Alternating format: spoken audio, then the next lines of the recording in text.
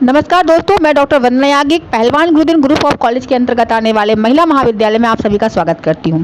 आज मैं आपके समक्ष गृह सज्जा में रंग चयन को प्रभावित करने वाले कारक कौन कौन से होते हैं इस पर चर्चा करूंगी, क्योंकि हम लोग अपने घरों में अपने अकॉर्डिंग जो हमको पसंद होता है, जो फैशन के अकॉर्डिंग होता है, वो उन रंगों का प्रयोग करना ज़्यादा पसंद करते हैं। लेकिन कभी कभी हमें इन कुछ चीज़ों की जानकारी नहीं होती है, जिससे हमारे सुंदर घर भी बेढंगे लगते हैं। रंगों के विशिष्ट महत्व को जानने के बाद रंगों के सुरुचिपूर्ण प्रयोग के लिए हमें रंगों के प्रयोग को प्रभावित करने वाले जो कारण हैं उनके विषय में जानना बहुत आवश्यक है, क्योंकि अगर हमें सही जानकारी होगी तब हम अपने अच्छे घर को और सुंदर बना सकते हैं। क्योंकि केवल रंग की सुंदरता सृजन करने में सक्षम नहीं है, उसका उपयोग का तरीका भी आपको ठीक से आना चाहिए। स्थान क्या है, उसकी मात्रा क्या है, ऐसे कई कारक हैं जो रंगों के प्रयोग से उसको और अधिक सुंदर बना देते हैं। सबसे पहला आता है कि रंग की मात्रा कितनी लेनी चाहिए हमें, चुना गया रंग कितनी मात्रा में हमें प्रयोग करना है, तभी वो आकर्षक लगेगा। जैसे चटक लाल रंग, आपने किसी सज्जा के लिए इसको चुन लिया। अब लाल रंग कुछ लोगों को बहुत पसंद होता है, उसको आपने चुन लिया, लेकिन यदि लाल रंग से चारों ओर दीवारों को आपने पेंट करवा दिया जाए तो क्या होगा, उसका आपका मानसिक तनाव गुस्से का कारण बन जाएगा। इसी कारण जिस रंग के साथ कौन सा रंग कितनी मात्रा में मोहक लगता है, सुंदर लगता है, आकर्षक लगता है, उसका प्रयोग करना हमें जानना बहुत आवश्यक है। मान लो आपने अपने घरों में यानी रूम में नीला रंग अधिक मात्रा में प्रयोग किया तो सुंदर लगेगा, आपको तनाव और गुस्सा नहीं आएगा उस रंग से, क्योंकि वो मोहक है, आरामदायक लगता है। अधिक पीला अथवा हरा भी स्नायुओं को थकाने वाला होता है। अब रंग चयन को प्रभावित करने वाले कुछ कारक भी होते हैं, जैसे कि प्रकाश भी रंग के प्रयोग में आते हैं। जिस कक्ष में प्राकृतिक अथवा कृत्रिम प्रकाश का बाहुल्य हो, वहाँ उष्ण रंग असुविधा तथा तनाव पैदा करते हैं। इसके जस्ट विपरीत जिस कक्ष में प्रकाश की कमी हो, वहाँ ठंडे रंग ठंडक तथा उदासीन वातावरण उत्पन्न कर देते हैं। अब आपका आता है उद्देश्यपूर्ण, आप किस उद्देश्य से उस रंग का चयन कर रहे हैं अपने कमरे के लिए। जिस उद्देश्य से रंग का प्रयोग किया जा रहा है, उस उद्देश्य को पूरा करने की योग्यता वाला रंग ही सज्जा में प्रयोग में लाना चाहिए, अन्यथा नहीं। उदाहरण के लिए आपका बैठक का कमरा है जो एक बहुआयामी कक्ष है, इसे अधिक से अधिक रंगों के सुंदर मिश्रण से आपको सजाना है।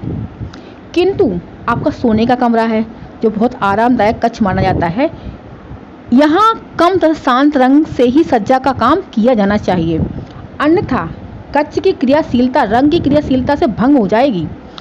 अध्ययन का मतलब पढ़ने का जो कमरा है, कक्ष की सज्जा रोशनी का आभास बढ़ाने के साथ चित्त की एकाग्रता भी लाने वाली होनी चाहिए। इसके लिए कम किंतु प्रकाशवान उष्ण रंग प्रयोग करने चाहिए, जैसे कि पीला, किंतु पीले रंग का चटकीलापन जो होता है वो कम करने के लिए हल्का नीला सफ़ेद रंग ही प्रयोग किया जाना चाहिए। अब आपका आता है आपके कमरे की स्थिति क्या है, उसका आकार कितना है, उसके अकॉर्डिंग भी आपको अपने कमरे में रंग का चयन करना है। मान लो कि आपका जो कमरा है उसका आकार कुछ छोटा है। अब छोटा है तो ये नहीं कर सकते हैं कि आप इसमें गहरे रंग से पेंट करा दिया तो क्या होगा, वो उस सिमट का छोटा दिखाई देगा।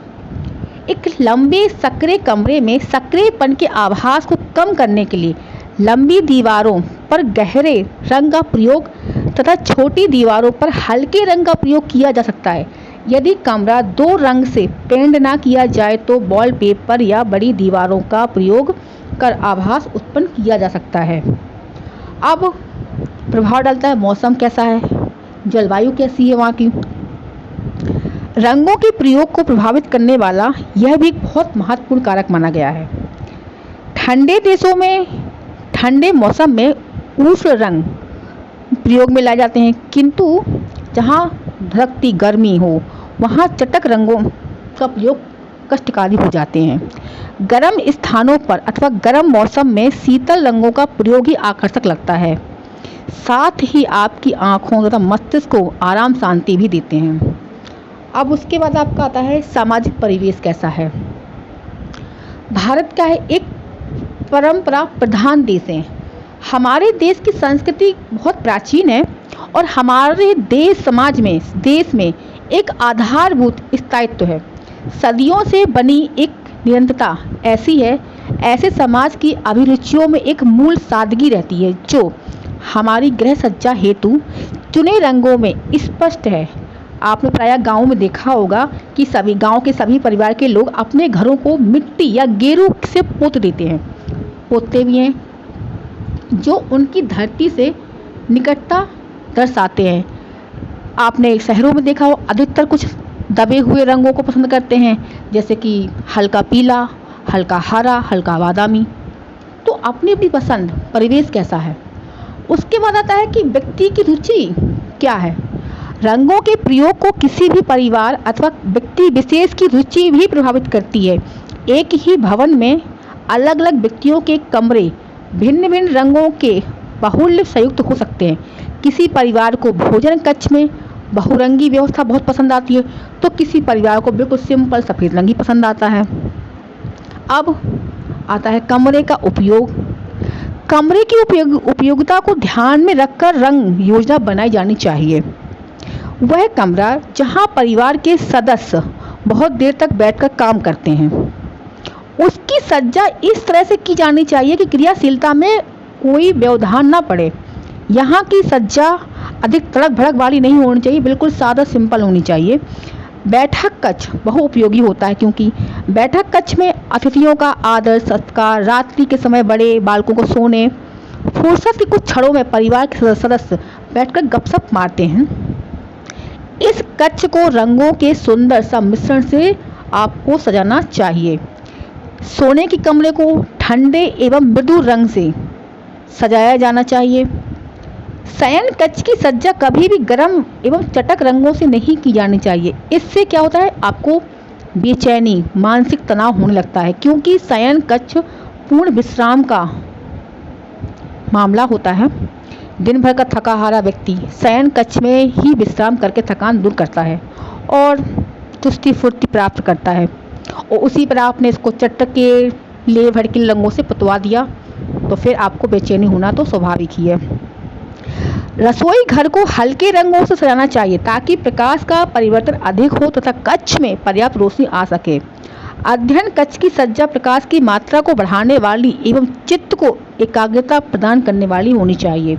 इसके लिए हल्के गर्म रंगों का प्रयोग किया जाना चाहिए, जैसे कि पीला। और इसी के साथ आज का ये चैप्टर खत्म होता है और आप सभी से निवेदन है कि हमारे महाविद्यालय के यूट्यूब चैनल को ज़्यादा से ज़्यादा लाइक कीजिए, शेयर कीजिए और कमेंट कीजिए और सब्सक्राइब कीजिएगा।